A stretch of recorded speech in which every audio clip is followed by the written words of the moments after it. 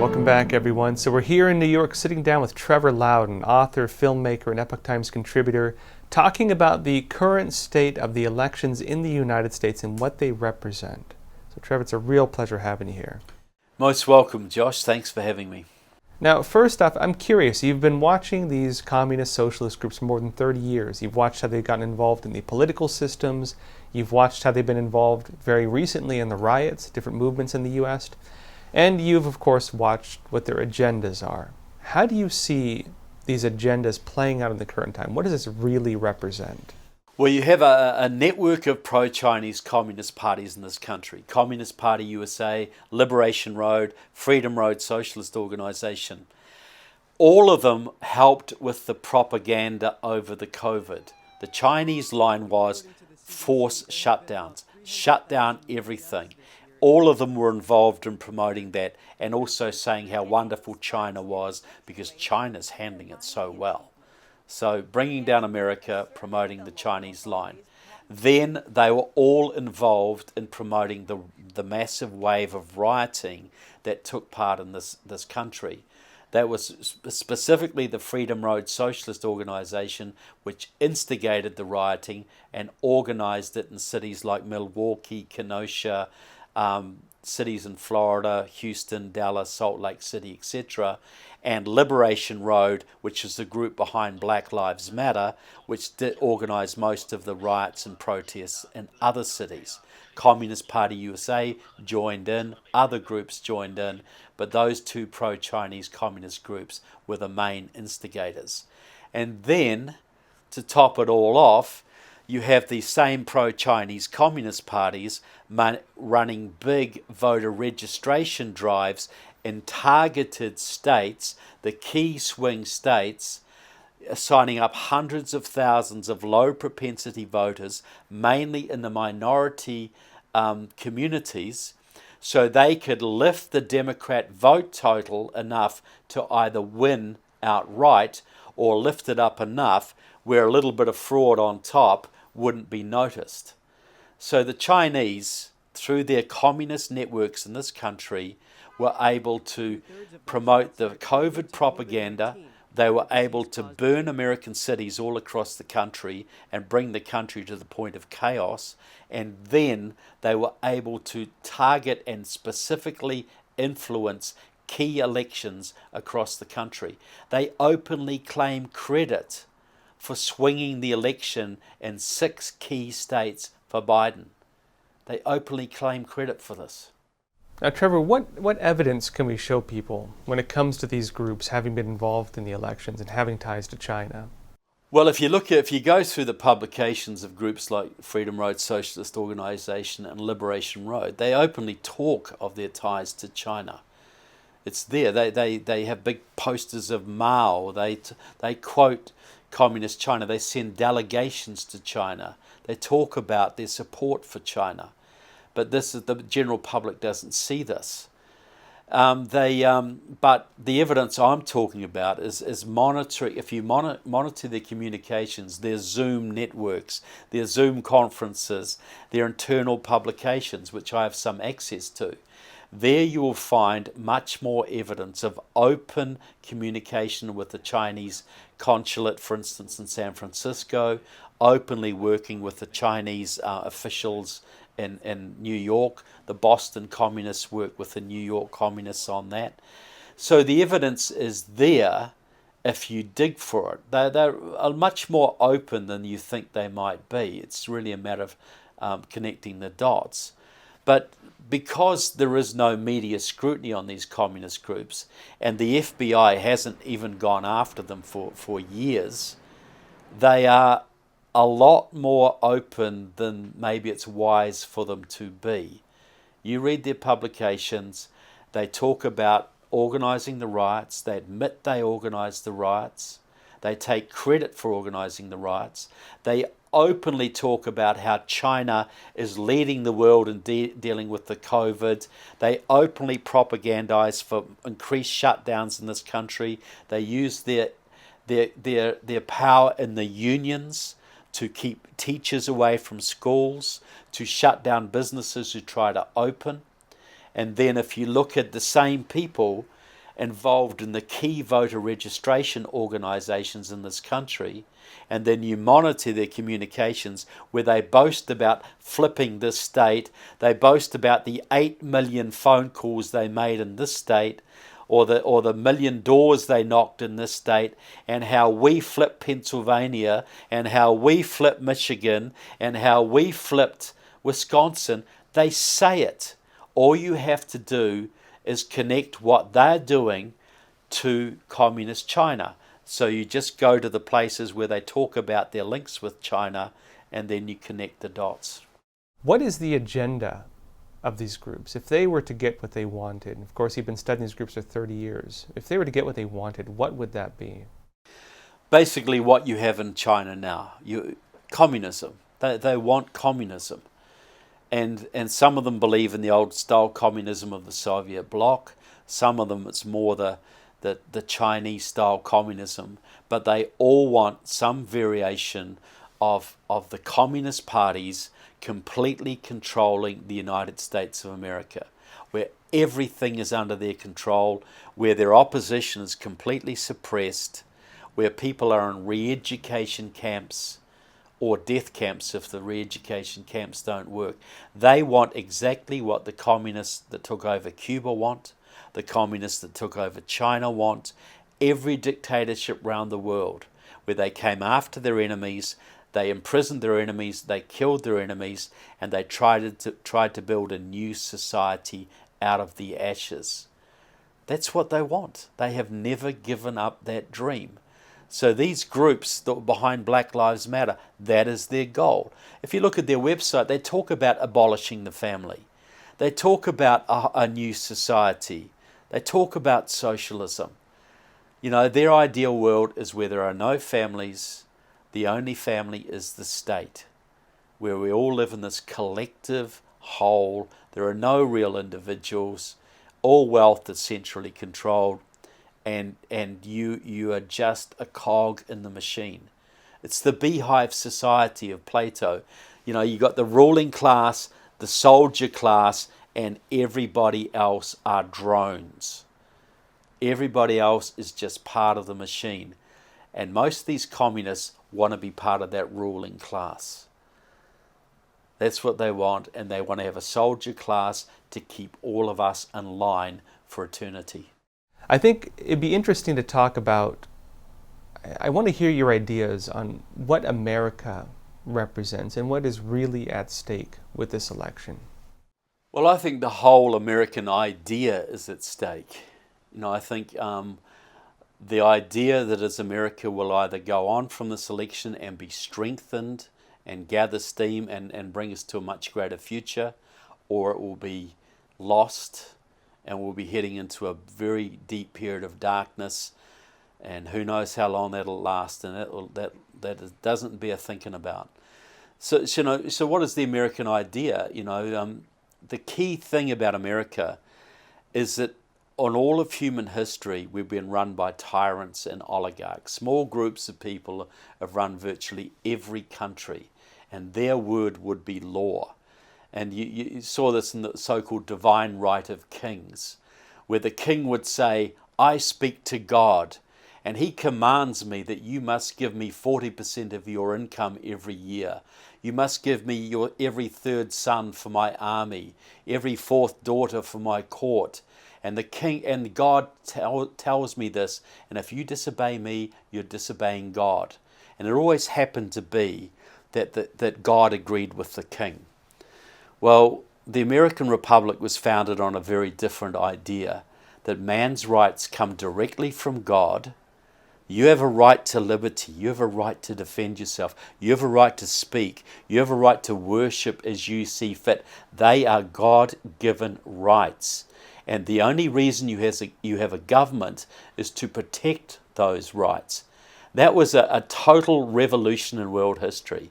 That was the first time this had ever been really put into practice. And that's what made America great. That certainty that your rights came from God, that the rule of law that you could rely on fair laws to protect your property, to protect your freedom of speech. That gave Americans the certainty to go out and create great businesses, to set up great schools, to create churches, to create hospitals, to create a great culture. All of that happened because Americans were free, and that freedom was guaranteed by law and granted by God. But that's a very rare thing in world history. But look what it gave us. Look what it gave. Look at what Americans have today, the prosperity, the freedom that they have, and look at the great good that America has done around the world because of it. Well, all that hangs in the balance right now. If we lose that, we become just another dictatorship. Like the whole world has been run for thousands of years. The government will own everything. The government will dictate everything. Everything will be determined by those very few people who control the government. All religious liberty will be gone. All freedom of speech and freedom of conscience will be gone. All security of property will be gone. All right to defend yourself from the state will be gone. The state will be God. And if the state can give you rights, it can take them away too. That is the idea that hangs in the balance right now. Are your freedoms given to you by God? Are they intrinsic within you as a human being? Do you have a right to liberty, to the pursuit of happiness, to freedom of conscience? Or do you belong to the state? Do you belong to the rulers of this world? That's what we have to choose. And that's what's at stake in this election. You know, Trevor, one way I've been portraying this and explaining it, I should say, is a battle between freedom and socialism. And this isn't a Trump and Biden thing. This isn't a Republican and Democrat thing. This is, in my eyes, the clash of two different interpretations of the nature of government, as you mentioned, and the purpose of government, and of the extent to which people should be ruled, coming to a head that has been going on since the late 1700s, essentially, with the start of the American idea. And what we're up against is really this. Alongside the American Revolution was the French Revolution, which was the spark of the world socialist movements. And these two ideas have been battling with each other for well over a couple hundred years now. How do you see, I guess, first off, we've talked about the American idea, how do you see socialism being reflected in this election? Already you have Black Lives Matter trying to tell President Biden who he should put in his cabinet. So you have, this is nothing to, see, in the free society you're governed by laws that are agreed to, laws that protect your rights, laws that govern how you go about your business. And really, the only laws are there to protect you, to stop you from hurting someone else. That's it. In a socialist society, all law is there to protect the state. And if the state wants to change those laws at a whim, the state can do that because the state is the ultimate law. So you've got a system now where Biden is already talking about getting rid of your immigration law. He's talking about legalizing 11, 12, 20 million illegal immigrants. Why? Because he knows they're going to vote majority Democrat. He's talking about enacting this massive Green New Deal where everything will be owned by the state, where every worker will be forced into a union, where your whole economy will be reoriented, where fossil fuels will be a thing of the past, meaning the end of air travel, meaning the end of any prosperity in this country. So you're seeing already shaping a situation where totalitarians are going to be given complete control over every aspect of your life. It's right there in front of us. Socialized healthcare, where the government controls every aspect of your healthcare from birth to death. Now you might think that sounds great, but what if the government doesn't like you? What if you don't like the government? What if you write some letters criticizing the government or try and organize a rally, and then your little daughter gets sick with leukemia? What if the government decides, well, you don't really deserve to have your daughter treated by the state because you're an enemy of the state? That is the kind of thing that is looming on our horizon right now.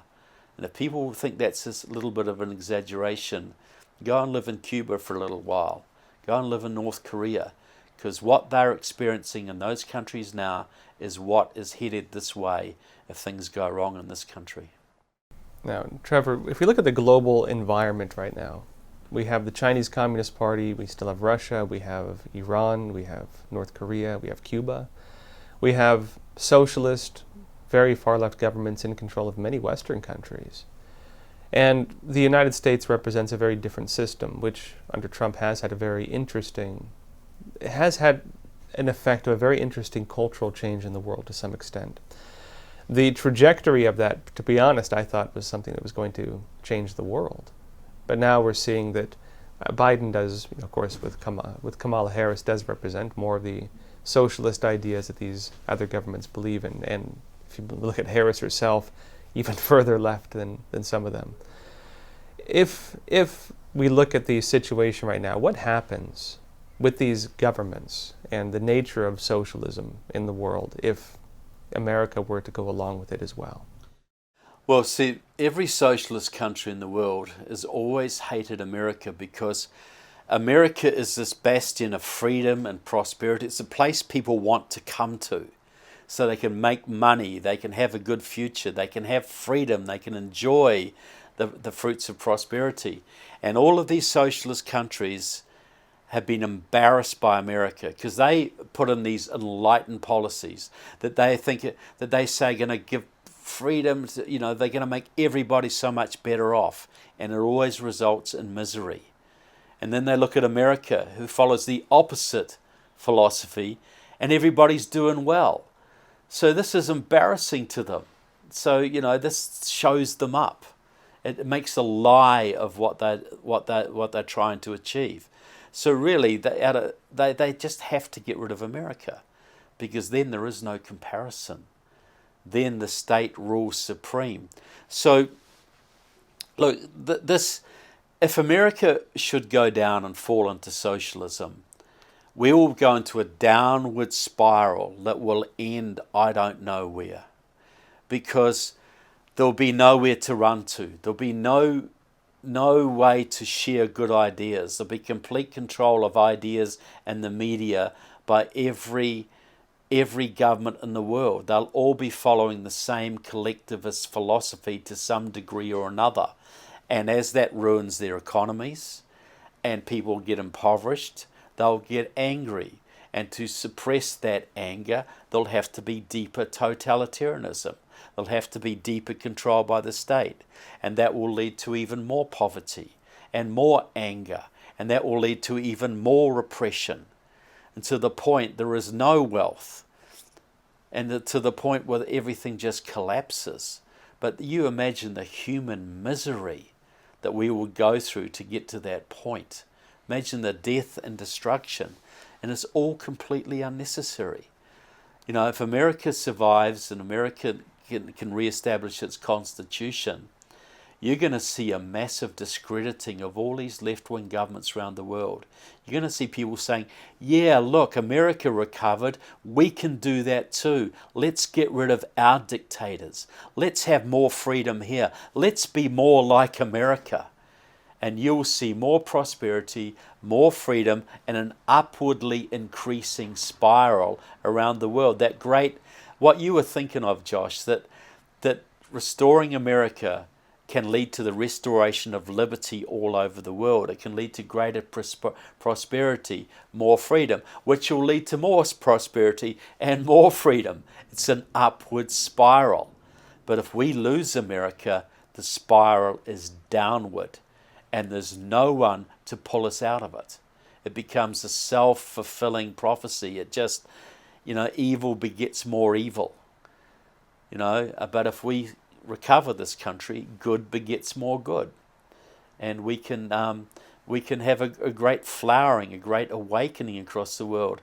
As I've said many times, the greatest evil on the planet right now is the Communist Party of China.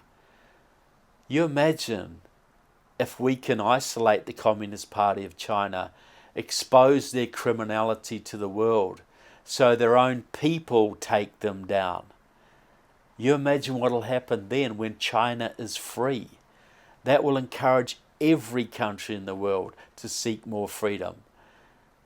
So we're at one of those real pivotal periods of time when if we make a mistake, if we lose this, the consequences are horrendous. But if we keep the faith and keep disciplined and strong and focused and keep fighting for freedom, the opportunities are unlimited. The potential is huge. We can have a flowering of human civilization like we've never seen before. It's that stark. The difference is that stark. Hey, Trevor, it's a real pleasure having you on Crossroads. Thank you. Great to be here, Josh. It was a real pleasure for me too.